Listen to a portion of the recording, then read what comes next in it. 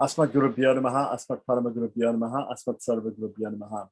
So now we have next lesson in Pancharatra that we're talking about Agamas and South Indian Vaishnavism by Vivaradacharya of the French Indological Institute in Pondicherry. So let's have a look at the text and see where we left off. I think we're just beginning the text. Okay, so we went through the introduction and now we've come to the actual beginning of the book.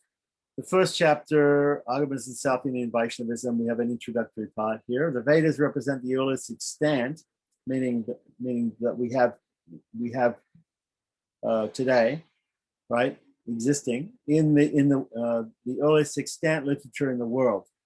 They are four under the names Rig Veda, Yajurveda, Samaveda, and Atharva Veda. They record many aspects of life of the people of ancient India, whose religious beliefs and aspirations left an indelible mark on their social life. Indeed, the religious and social aspects became inextricably mixed up with each other.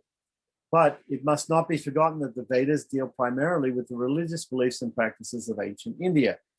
Whether the Vedas are regarded as eternal, as Hindu tradition believes, or are as composed by a number of authors at different periods and then codified, it must be admitted that the concept of the deity must have been, here the word deity doesn't necessarily mean a physical, but the personality of God, the Godhead, right, must have been an article of faith long before the ancient Indians felt an urge to offer worship.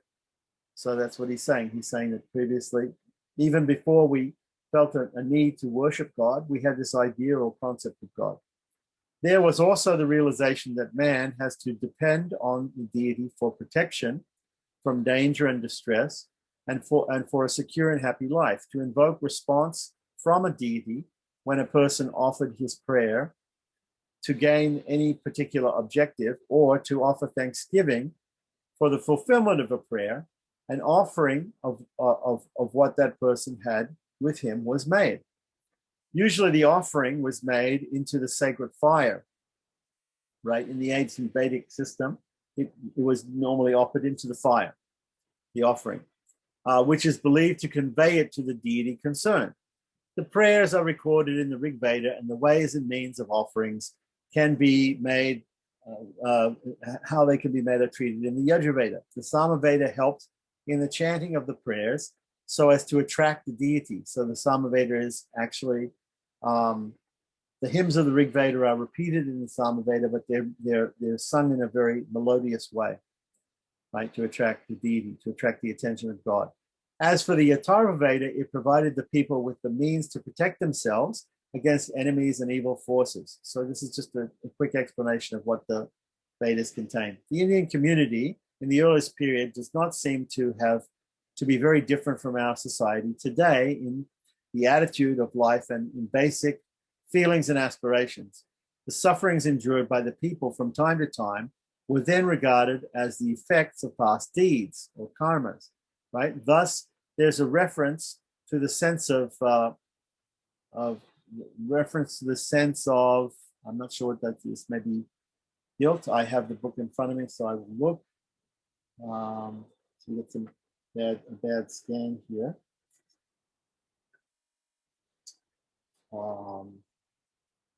To a sense of guilt. Yeah, I thought it was a sense of guilt. It was considered that suffering could be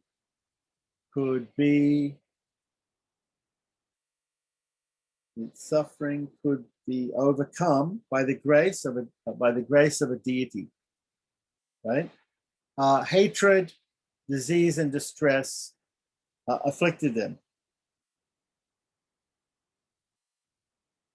God was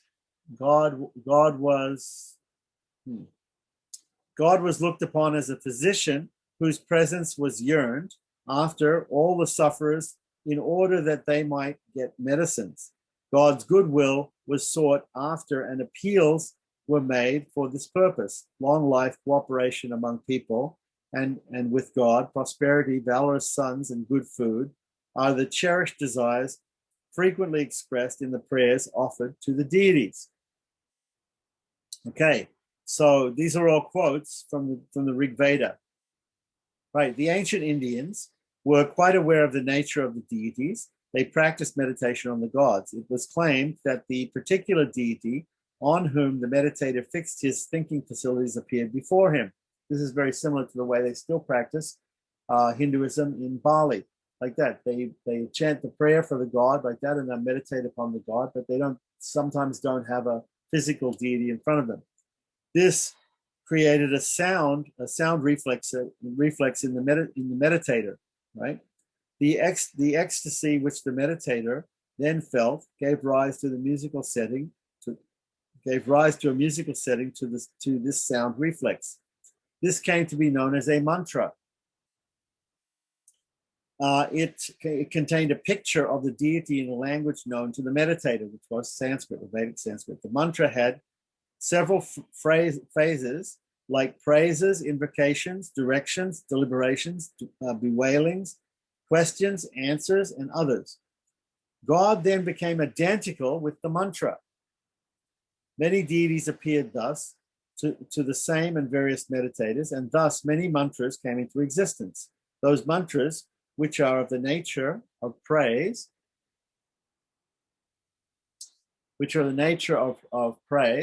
were also called riks.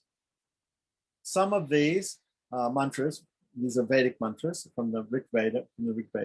Some of these mantras were used with or without change when set to music and sung when making offerings to the deities concerned. The meditator is thus the seer of the mantra, or the mantra drasta, not its author, right? Because he envisioned it in his mind, but he was not the author of it. Those who have realized this are known as rishis for the particular mantra. Hence, some sages are considered as rishis for some riks, for certain sections of the Veda. The word mantra is considered to have been connected with the facility of thinking, which is the sense of the root man or matri, right? When the riks occur in the Vedic texts, right, for employment in sacred rites, they no longer have the denotation of the faculty of thinking. Besides, certain passages which convey senses other than thinking are also called mantras. So it is held that whichever passage is specifically mentioned in the Vedic text as mantra must be named as such. So regarding the concept, so there's some footnotes here, which footnote 16 says the root matri has a sense of secret talk or gupta paribhashana. It seems that the word mantra must have been derived from this root of matri. The seer, mantra drasta, right, the seer of the Vedas, of the particular one, who received the mantra was the only person who had received it and none else. He alone had the sound reflex, and the sense of the root matri is applicable here. Right. So in subnotes 17, he's talking about up here where it says here that so it is held that whichever passage is specifically mentioned in the Vedic text as a mantra must be named as such, right? Okay, so that's actually a quotation from Sayana's commentary on the Rig Veda, which is called the Upodgata, and so his Rig Veda Bhashya. Okay, so regarding the concept of God and the characteristic features of deities in the Rig Veda, the scholars of the West contend that the religion of the Rig Veda represents that of a primitive society marked with the spontaneous emotional reactions of wonder, awe, and fear invoked in man by natural phenomena such as the wind, the sun, and the moon. Impressed by these powerful and inexplicable forces of nature, primitive man reacted with emotional attitudes and behavior to which the name religion is given. Right. So this was a quote from a book by a guy called Edward Norbeck on the religion of primitive society. Okay, so this is a Western scholars, how Western scholars see the idea of the mantras in the Rig Veda and the different Vedas. So personification of the supernatural and the anthropomorphic concepts of nature, right, are also held to have given rise to the idea of God in primitive society. Some scholars are of the opinion that the Vedic culture was influenced by magic acts, fertility rites, and other primitive manifestations of religion. This is only very, very general introduction that he's giving here. So he's talking about how the Western scholars see the whole Vedic religion, right? The performance of these was intended to stimulate or propitiate the powers of nature, and so was considered as an obligatory duty or compulsory duty. A study of primitive culture is thus quite essential for understanding Vedic culture. And that's another quotation from. These are quotations from different Indologists like MacDonald and Gonda,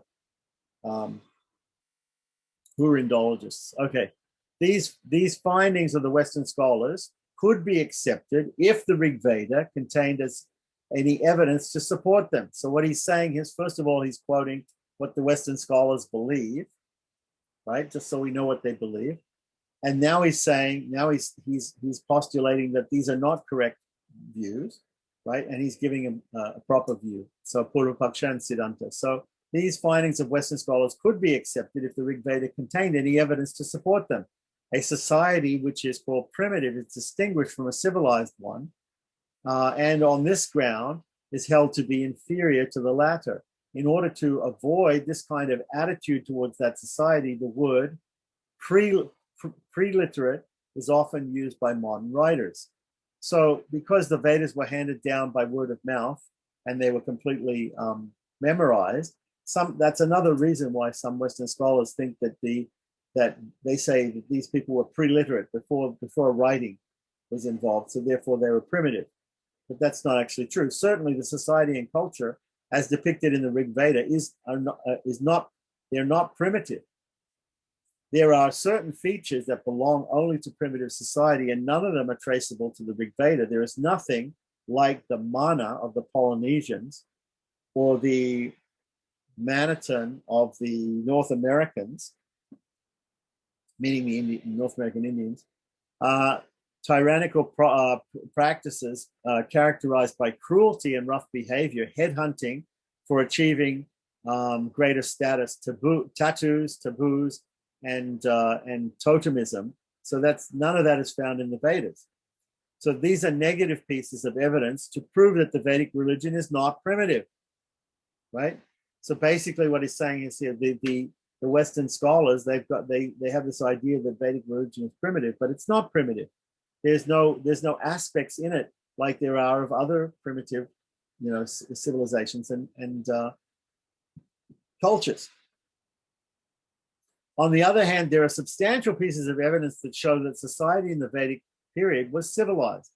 Family life is well depicted, with people striving for and living a happy and prosperous life.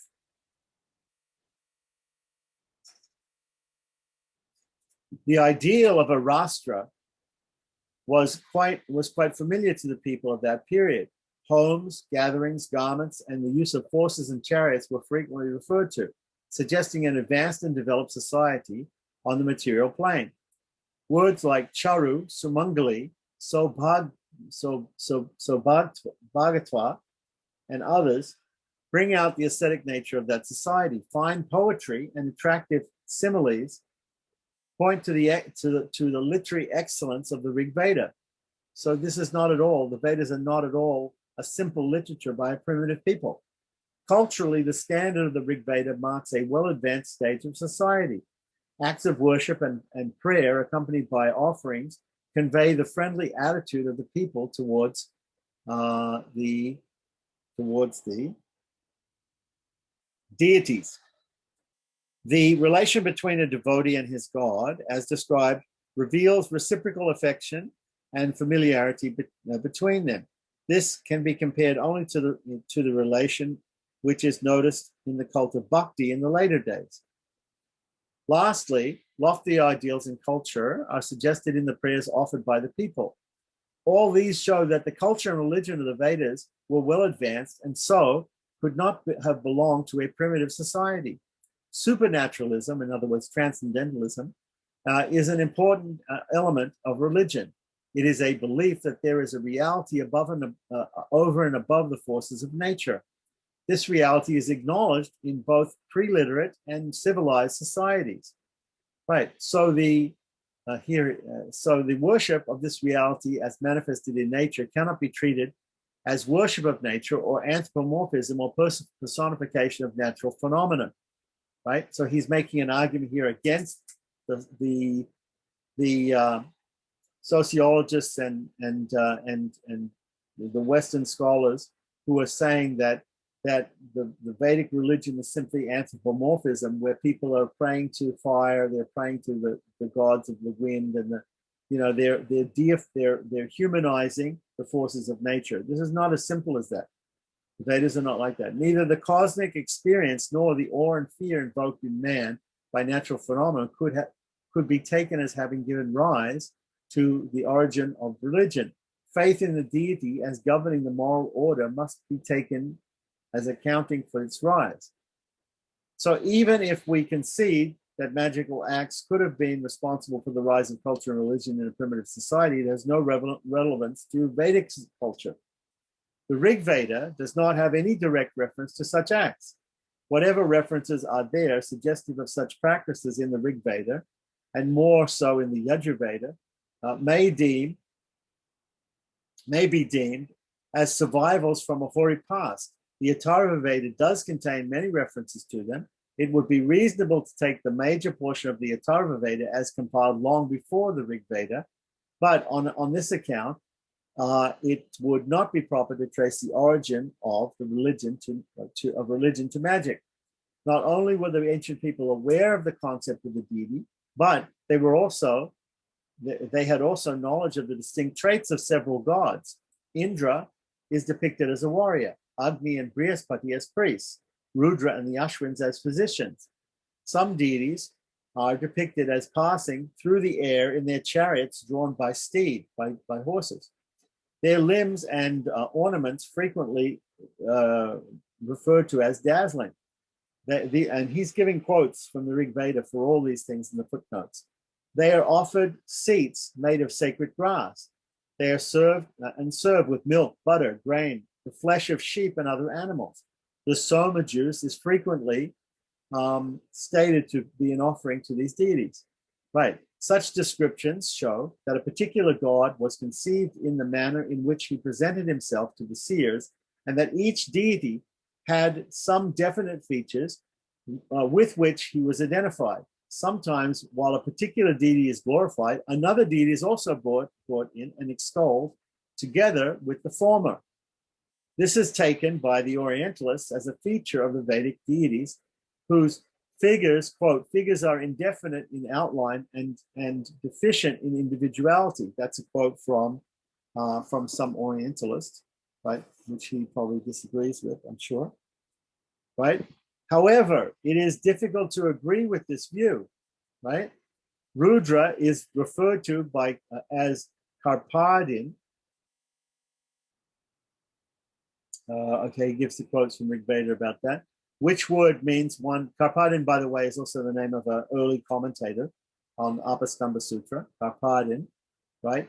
Which word means one who has matted hair. He is depicted as having the bow, Pinaka, in his hand. The word pratima, which means a form which represents God, right? Right, is the first use of the word pratima, right, which means a deity, right? And the footnote here says the word occurs here in the sense of a deity. A question is put as to who the deity is. Sayana, who's a commentator on the Rig Veda, right, explains the word thus. He says, the answer for this is contained in the next hymn, where the deity is mentioned as Savitri. This does not convey the sense of an idol or a deity or that sort of deity, and as such, the word pratima cannot be taken to convey that sense here, right? But it is used in the Veda and used in Sayana's commentary on the Veda. So the word pratima occurs in the sense of the form of God who is to receive the oblation. It is not therefore proper to hold that the deities of the Vedas did not have definite forms at all, as much more inaccurate and much more inaccurate is it to treat the Vedic deities as lacking any individuality. So he's completely rejecting what the Western scholars have said about the deities in the Vedas. The deities must have appeared before the seers with their distinct features, which were identifiable to them, and which were described by them in their expressions, which with which they're quite familiar. So, in other words, right, the seers of the mantras and the deities, the mantra drastas, they're seeing the Vedic deities in the Vedas. They're appearing before them, so that's why they can express them, and describe them. So, though the gods appeared before sages through mantras and were depicted by them, they went out of sight afterwards. When the sacrifice was required to be performed in honor of a deity, the singers of the riks had to invoke the deity, right? So first of all, we understand that the seers saw the particular deities in their mind's eye in their meditation or directly in front of them, and therefore they could give actual descriptions of these deities. But the idea was that after the sacrifice, the deities would leave, the type of visarjana, they would be valedicted, and then they would have to be called again by using the mantras which depicted them. So these are all the initial things that we see. These things later on in the system of Pancharatric worship. So that's why he's talking about the Vedic origins of some of these things. So when the sacrifice was required to be performed in the honor of the deity, the singers of the riks would invoke the deity. The rik, which was already available, had to be recited and chanted. The seat of grass was already prepared for the god to arrive there and occupy. So this is what they do in Bali. Balinese Hinduism shows a very primitive form of Hinduism, Vedic Hinduism, where they invoke the deity with the Vedic mantra to come and sit on a particular seat, it seems like an empty seat in the temple, and then they worship him, and then they do valediction, and they send him away. This is enough proof to hold that the Vedic seers were aware of the possession of physical forms by the gods. Yet the Vedas do not contain a specific description of the person of the deity. This is clear from the role that Agni, or fire, played in sacrifices. Agni is considered to be the bearer of the oblations, right, to the gods, which means that the gods did not appear in person to receive the offerings. Agni is like the postman. He's delivering the offerings to the other gods. So, which means that the gods did not appear in person to receive the offerings. This made the mimamsa means a discussion, conclusive discussion. The Mimamsa schools, the first Mimamsa school is the Karma Kanda or the Purva Mimamsa school.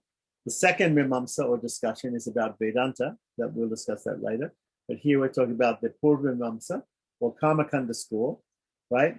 So this made the Mimamsa schools of thought argue that a god is only a mantra, and there is no god apart from it.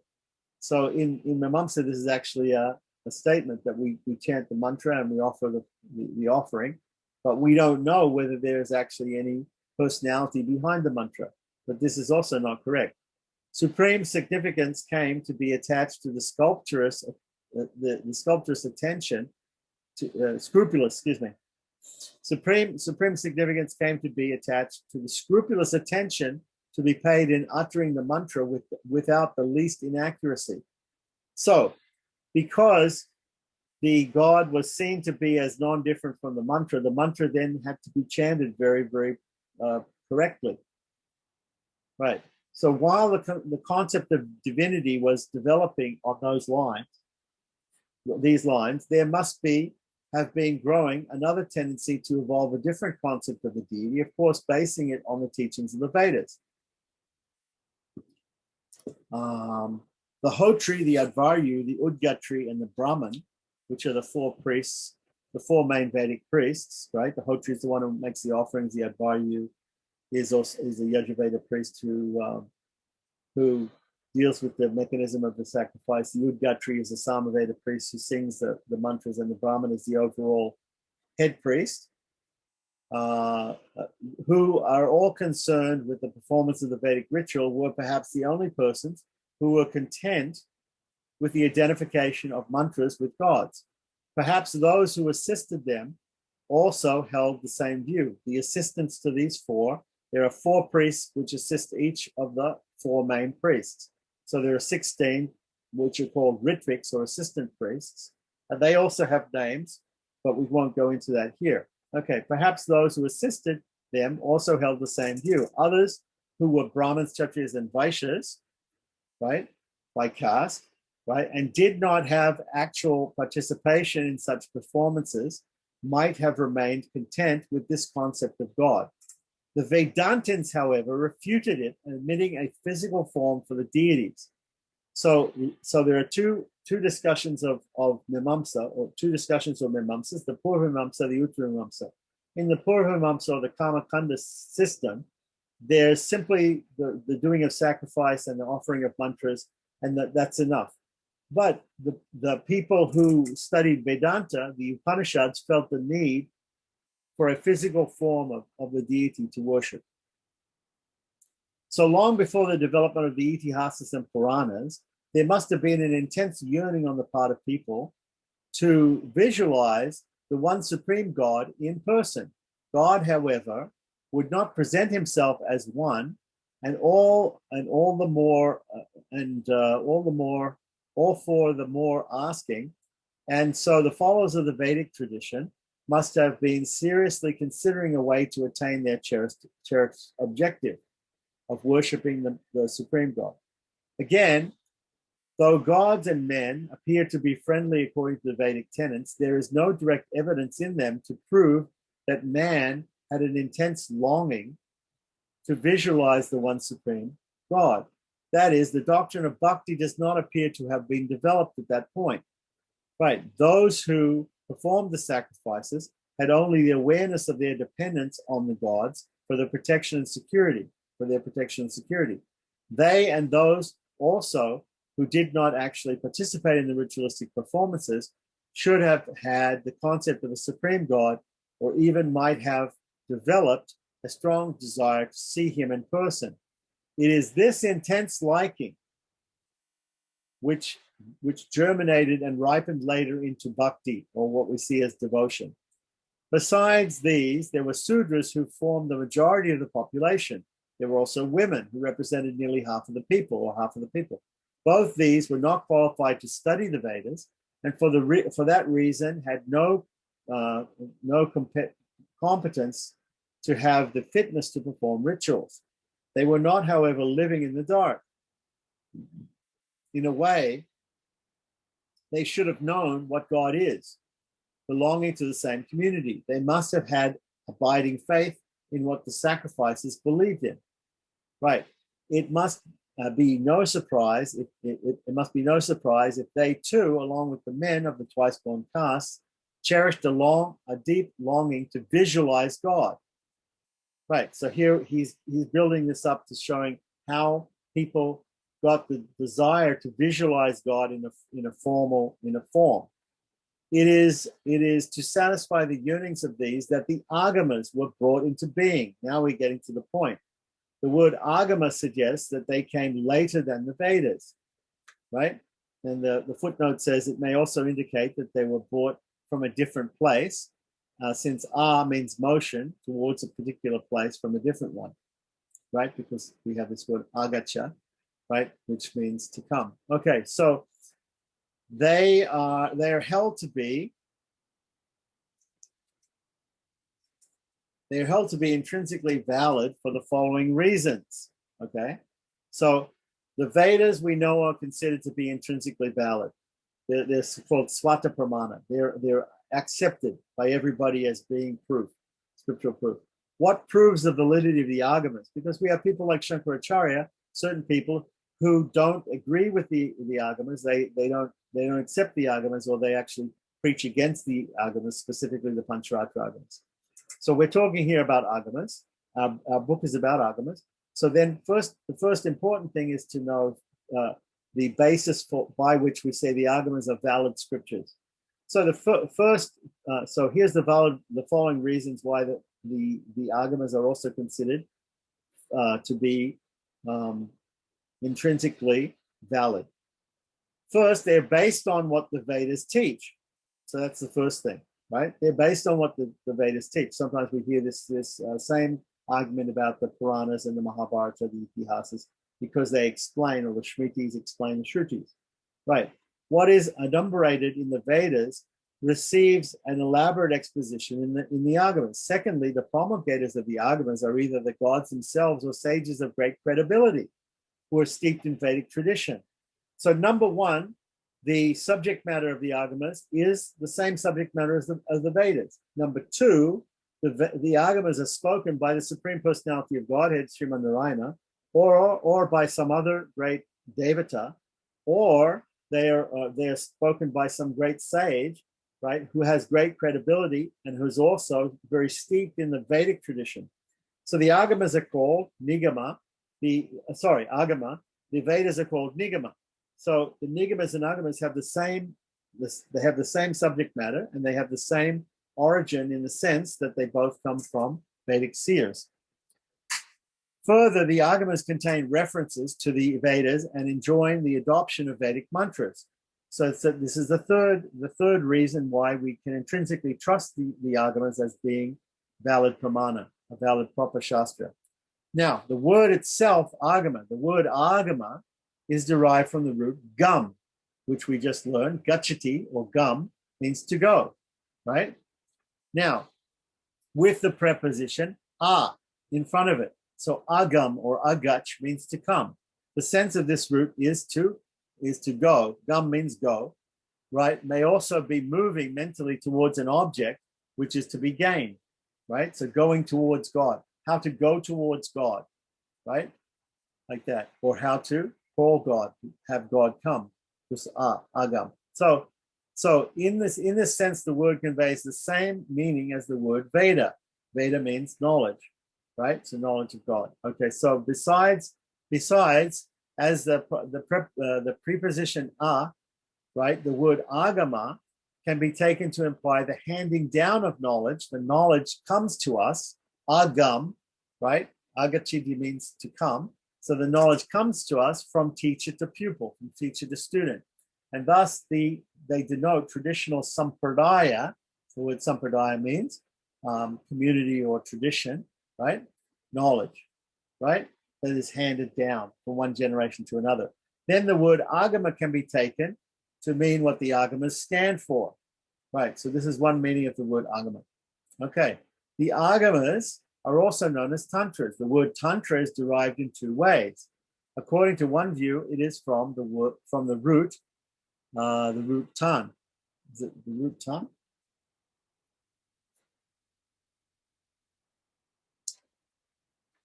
The root is from the root tan, or tan and tra. Tan, to spread, with an unadi suffix. This is a particular type of grammatical suffix called an unadic suffix, stran. Tan, stran, right? So this is from a particular, there's a footnote about this. Hence, some scholars suggest that Tantra means the spreading out of the cosmic energy in the person who practices it, right? So that's why the Tantras also in the Agamas contain about mystic yoga or Kundalini yoga also. Others take it in the sense of a system that elaborates the knowledge evidently acquired from the Vedas. To vindicate the validity of their system, the writers of the Tantra seek to split the word into tan and tra, spreading and saving. Trayate means to cross over in mantra, manaha trayate, one delivers the mind, right? So saving or delivering, right? So spreading, tan means spreading, and tra means saving. So as to mean that Tantra gives an exposition of the matters taken up in a system, and also saves the aspirants who follow it from bondage. Okay, so that's a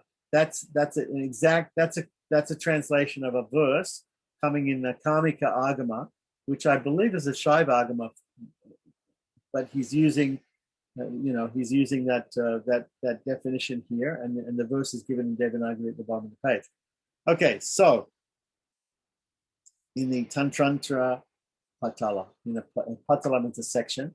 and it's about tantra and outside tantra outside. Okay, so here we have the word is also is traced to the root tatri, which means sustaining or lending support, and hence can be taken in the sense of offering an exposition, right? Let others take it to mean, and yet others take it to mean understanding. So the word tantra can have many, many different meanings. But all of them have the same sort of connotation. The word tantra occurs in the sense of a shastra, right? And he quotes here from Kotila's Artha Shastra, right? He gives a commentary there where he quotes it. So this book is full of quotations. So we're not going to go into all the quotations, but each one of these points that he gives up, there are so many footnotes because he quotes specifically from not only the Rig Veda, but also all of the Agamas. For everything that he says, there's a quote. So if you really want to know the reason why he says anything here, you have to look in the footnotes. We're not going to look in all the footnotes. We're just going to take it that he has the proof from the scripture. So if you want the proof, you can look it up according to the footnote. So the word tantra occurs in the sense of a shastra, as evidenced by the titles of works like Shasti Tantra, Tantra Vartika, and others. And it has acquired a specific sense in this literature. It does not mean any shastra, but only the tantrika system, right? An attempt is also sought to be made to specify the purposes served by the agama and tantra. The agama provides the aspirant with knowledge, and the tantra saves him from bondage. And he gives another quote about that. However, the two names have come to signify the same system, whose validity is held to be on a par with the Vedas, Smritis, and Puranas. It is held that the Agamas have special importance, validity in Kali Yuga. And here he's quoted another Shaiva Agama, right? The Kularnava Tantra, and he's given a meaning that says that in Krita Yuga, it says Krita Shruti Yuga Yuktam. It says in the different ages, there are different scriptures which have more validity. And in Kali Yuga, the Agamas have the most validity. Right. In the other yugas, there are other scriptures like the Smritis, the Puranas, and the Vedas. Vedas, of course, in the first age. The Agamas have an independent development of theory and practice, and should be taken as a system of philosophy and religion based on the Vedas. The theoretical side represents a continuation of the results of philosophical inquiries which the Vedas deal with. The controversies and discussions which mark these inquiries are left out of the Agamas. So really the discussions and controversies and the deliberation, the Mimamsa, is left out. The Agamas are presented as a Siddhanta, as a perfect system. Greater attention is paid to the cultural discipline, which is sought to be inculcated through practical religion. So the Agamas are also practical religion. The matters of the Agamas treat could be brought under four heads. They are the heads of the four headings in which the Agamas, different subject matters in the Agamas are Jnana, Yoga, Kriya, and Charya. So each Pancharatra Agama, or each Agama, is divided up into these sections. Jnana, Yoga, so there's a Jnana Pada, Yoga Pada, Kriya Pada, Charya Pada. Jnana deals with the discussion of reality. Yoga deals with mystic yoga, the Kundalini yoga. Kriya means the process of installing deities and building temples and things. Charya deals with the daily and occasional rites of worship and festivals, which stand for respectively knowledge of reality, yogic practices for the realization of the ultimate reality, preparation of materials and their collection for worship of the and for the worship and religious practices. The Samhita and Brahmana portions of the Vedas could be taken to form a unit containing a rich development of the concept of God, who is to be worshipped through the performance of sacrifices. The various hymns of the Rig Veda were evolved at different periods in praise of the deities and found ritualistic use in portions of the Yajurveda and Samaveda, which had relevance to the propitiation of particular deities through sacrifices in which particular hymns were to be recited. The explanatory portions of the particular rituals which had relevance were found in the Brahmanas section of the Vedas, right? Forming an integral part of those Rigvedic hymns that were employed for that purpose. It is only later that Vyasa edited the massive Vedic literature into 4 separate Vedas corresponding to the Samhita, Brahmana, Aranyaka, and Upanishad portions. So the hymns of the Rig Veda were classified by Vyasa in a particular order, taking into account the importance of the roles of the deities in the hymns. The first hymn, which is in praise of Agni, that's the first hymn in the Rig Veda, Agnini Ila Purohitam, was not composed at first, and so was not the earliest. Any offering which was made to any god is to be made only in the sacred fire. And so Agni is extolled in this hymn, which Vyasa has placed in the beginning for that purpose. So when Vyasa divided up into the Vedas, originally the Vedas were considered to be one that was called Ekayana Shaka of the Vedas. When Vyasa divided them up, he is the editor, he divided them up. He didn't author them. He just split them up into different sections. And because Agni is the postman who takes the oblation to the different devatas, he placed the first hymn in the Rig Veda to Agni. So the concept of any deity cannot therefore be taken to represent an earlier or later stage simply on the ground of whether or not he's extolled in the so-called nuclear portion of the Rig Veda, right? In fact, which of the nuclear portion is and which is not cannot be now discussed or decided because Vyasa divided everything up in a certain way. For the present classification was made by Vyasa long after the Vedas were compiled.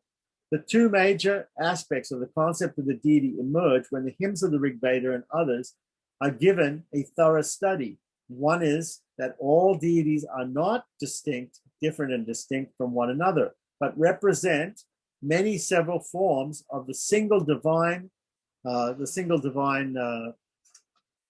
deity. Let's see.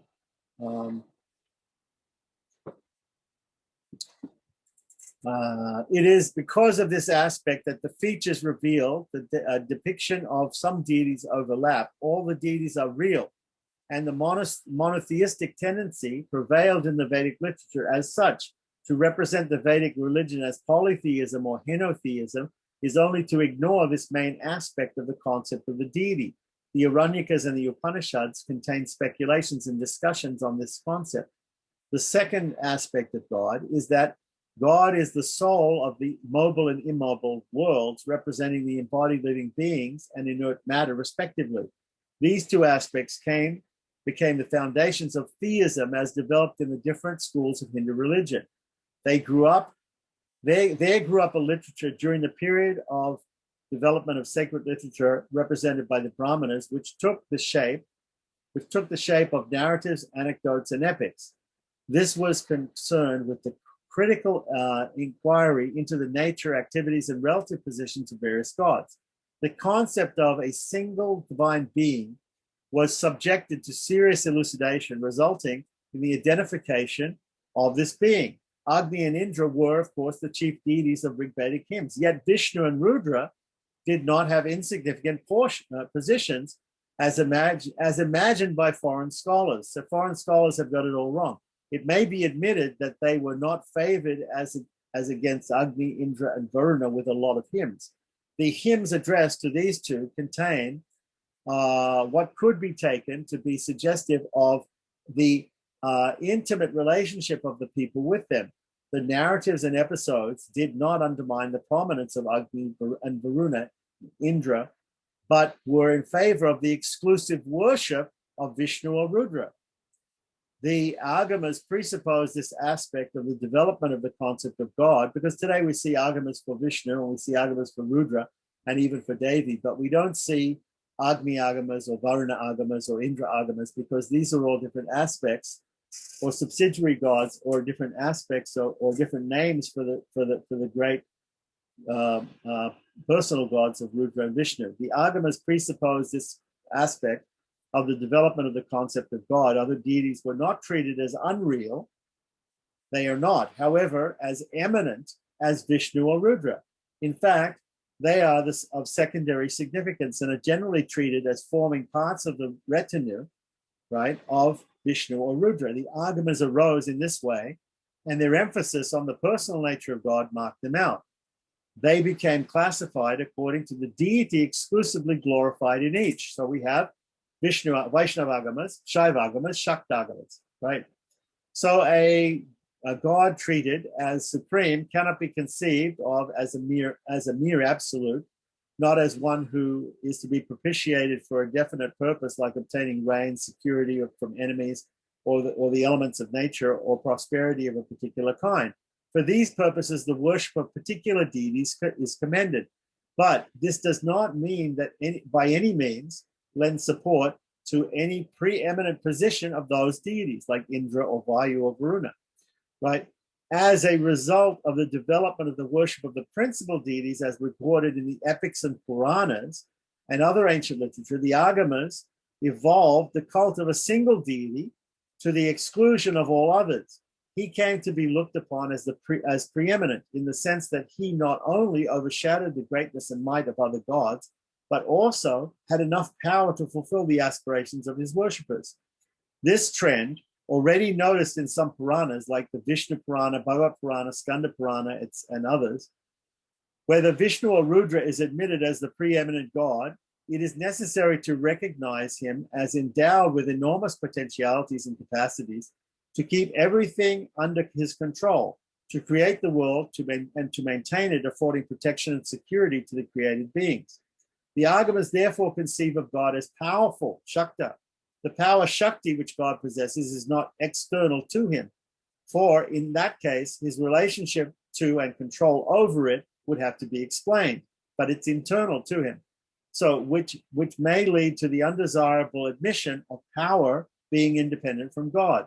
For this reason, the Agamas recognize God as never disassociated with power or Shakti. This power, so Vishnu's always got a Shakti, Shiva's also got a Shakti. This power is not inert, like primordial matter Prakriti, in which case it should occupy a very subordinate position to the relation to God. Hence, the Agamas describe this power is not inert like primordial matter Prakriti, in which case it would occupy a very subordinate position in relation to God. So it's not like that. Hence, the Agamas describe the power as animate. The feminine gender of the word Shakti suggests that this should be a goddess, ever associated with God as his consort. As such, this goddess is named differently as Lakshmi, Durga, Maya, and others.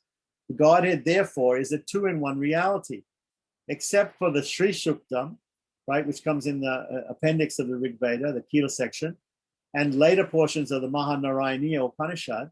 The Vedic literature does not conceive of the co-presence of a female principle along with Brahman or Ishvara, meaning God. Those Upanishads which subscribe to the concept of a female principle as constituting the ultimate reality are held to be of later origin.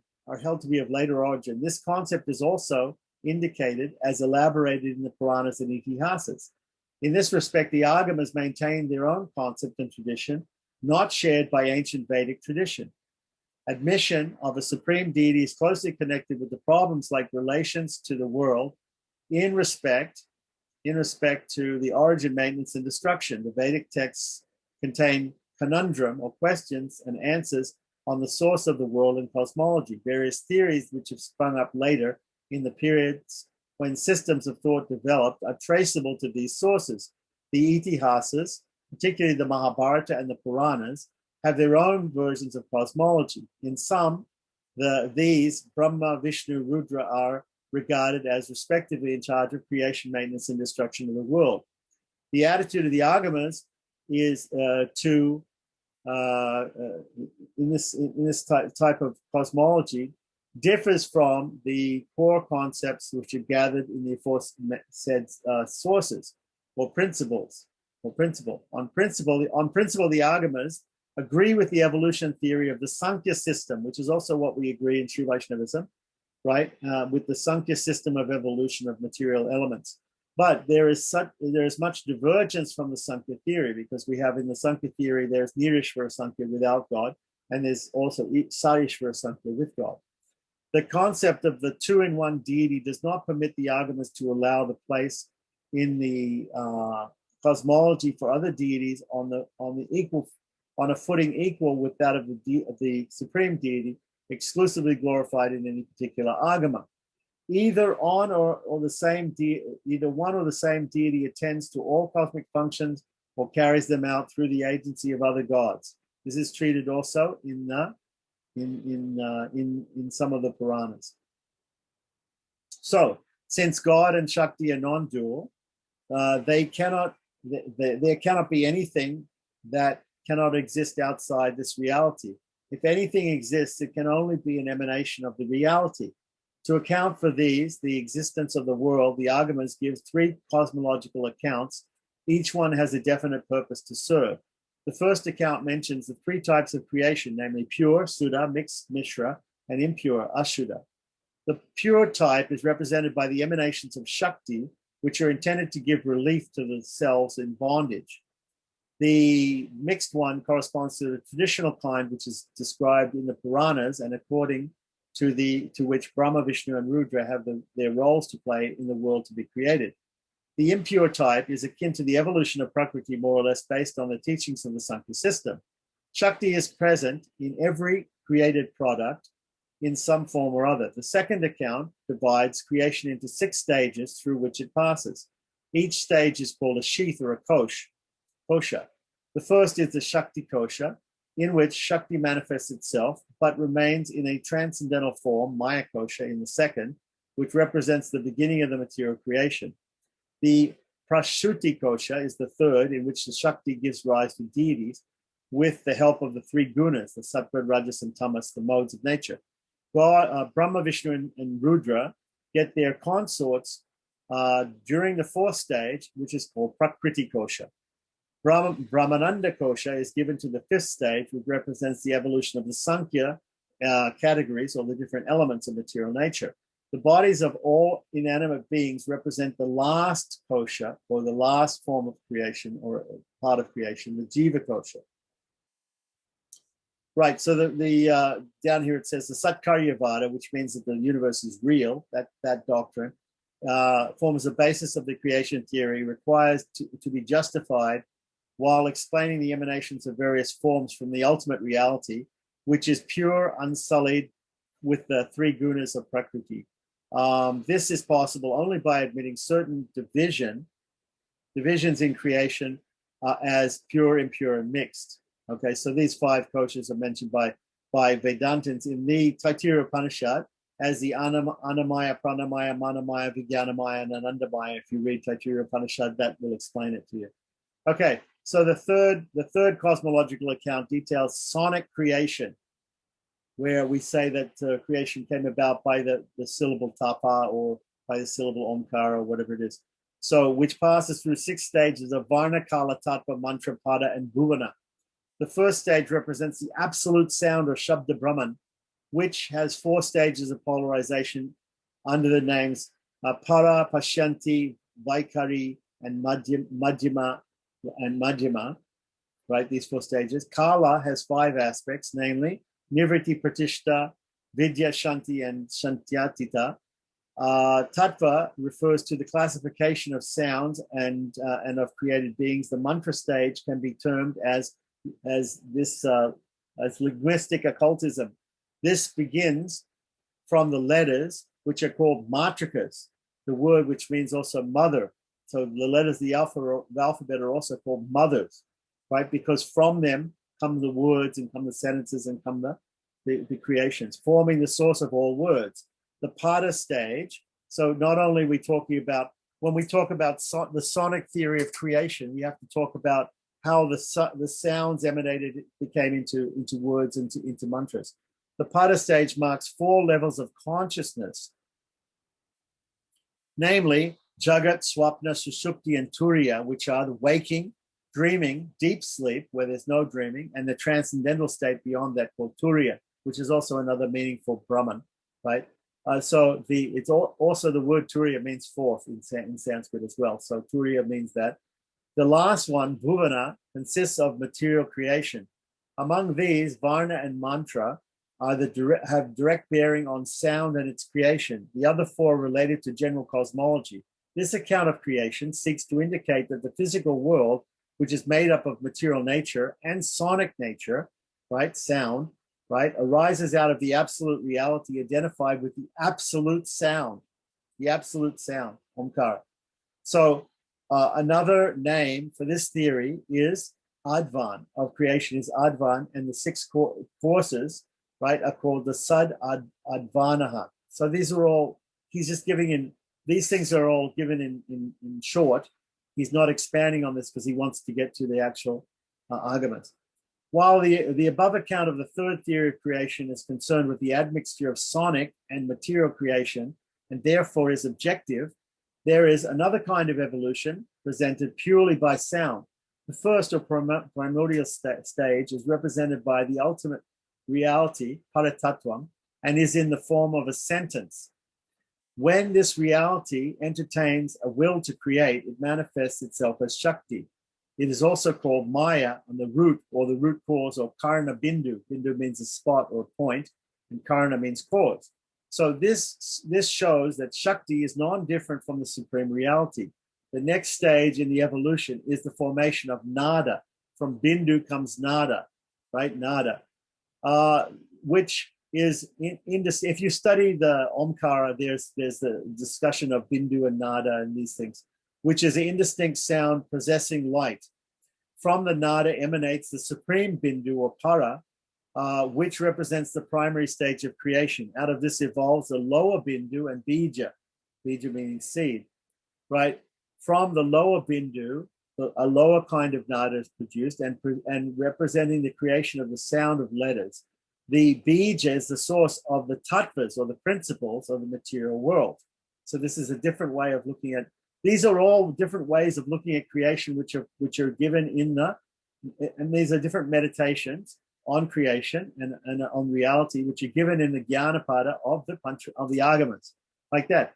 Mostly we don't even look at the Gyanapada or the Yogapada. We're just interested in worship, building temples, installing deities, and worshiping those deities.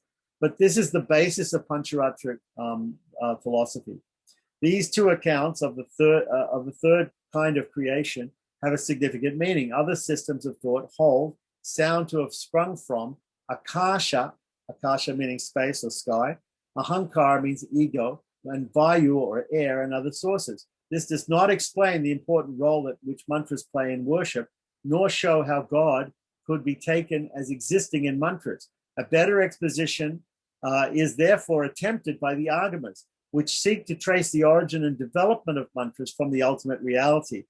The individual self, Jiva, is represented by the sixth kosha, or the Jiva kosha. It is therefore part of the absolute reality. Shakti manifests itself in several kinds of evolutes, which are insentient and sentient, the latter being represented by the selves or the souls. The cells are admitted to be karma-ridden. They have got, and their evolution, the evolution of Shakti is only to help them freeing themselves from bondage. Liberation consists in the self obtaining proper enlightenment about the essence of the supreme reality. In other words, the self has to realize that it is a part of Shakti. It is a Shakti. The self is a Shakti. It's an attribute of the Lord, which is not different from God. The schools of Agamas have different interpretations on the nature of liberation, which is based on this concept of the self being a part of or an emanation of Shakti, and the self merges into Shakti, so has no existence apart from God. So this is one type of liberation. Others hold that the sentient being or the self, right, even then has individuality with transcendental existence. So this is more of the personal side of liberation. The self gets to this stage through enlightenment acquired by divine grace, which is called Shaktipata, right? Divine grace. Sometimes there are some gurus that, especially they do the Shaktipata. They touch, or by a word, or by a look, or by a glance, they invoke Shakti in a person like that. A word indicative of the role played by Shakti. Karma, Jnana, and Yoga are the means to win the grace of the divine. So the Yoga section of the Agamas discusses the methods. So we talked about the Jnana section of the Agamas. Now the Yoga section of the Agamas discusses the methods which a self has to adopt to know the real knowledge of the absolute reality, and they're based on the Yoga Sutras of Patanjali. The Agamas recognize that within the human body there are 6 circles or chakras of power, which are named the Muladhara, Svadhisthana, Manipura, Anahata, Vishuddha, and Agya, placed one above the other, the first one being placed below the navel, right, well, at the base of the spine, and the last one at the top of the head. All of them are said to be in the form of lotuses, right? And they have different petals, and on each petal there's a matrika, or a mother, or a symbol of a goddess, which represents a different letter of the Sanskrit alphabet, right? There are several ducts or nadis inside the body, right? Which especially there are 3 nadis which run up and down the spine called the Sushumna, Ida, and Pingala, right? So amongst which, this is all in the yoga section of the Agamas, among which the arterial duct called the Sushumna, there's one called the Sushumna which goes right up the center, is held to be the most important. The Ida is another important duct which, on its right, and the Pingala runs on its left, but they also actually cross over, and where they cross over is called the chakras. The Sushumna duct connects the Muladhara with the Agya, right? So the bottom one with the completely top one. The Jiva Shakti lies coiled. The power of the Jiva lies coiled like a serpent, sleeping serpent at the Muladhara, base of the.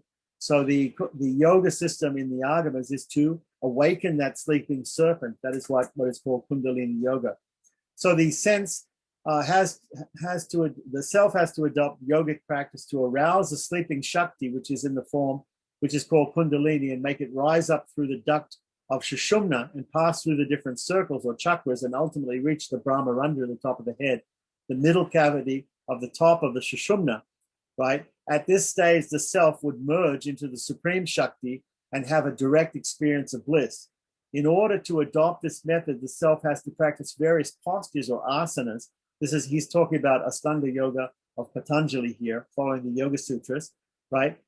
And carry out breath control or pranayama. The Ida and Pingala ducts play a prominent role in the pranayama, the in-breath and the out-breath, right?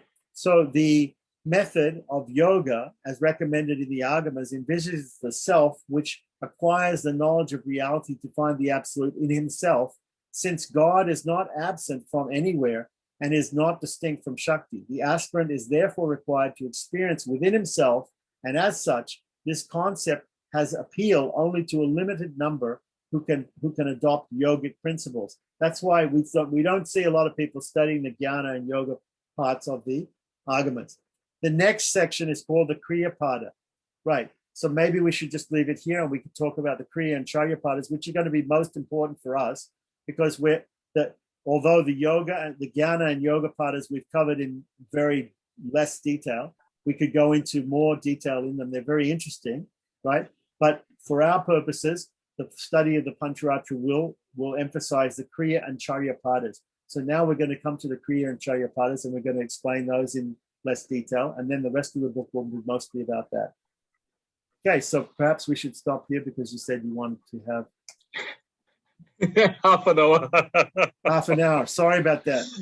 No, I know. But anyway, you can see how expansive the Agama Shastras are, and all the different, and how they go into details, and how the fact is that the Agamas, whether they be Shaiva Agamas, Shakta Agamas, or Vaishnava Agamas, they are actually a philosophical system or school by themselves.